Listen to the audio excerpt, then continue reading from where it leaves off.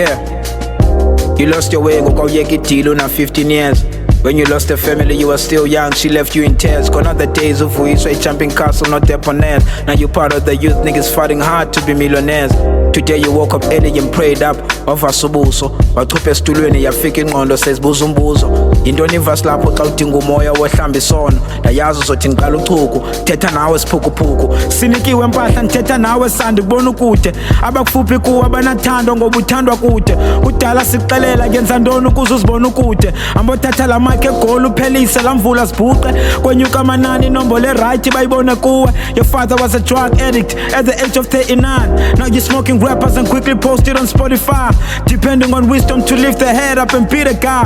Kudala bexelela nabakholwayo that you the God, but fuck you sinikiwe. You lost a lot of chances just cause une pride sinikiwe. Akonde sinikiweyo baphazamile ngosinikiwe mna ndiyamazi usinikiwe.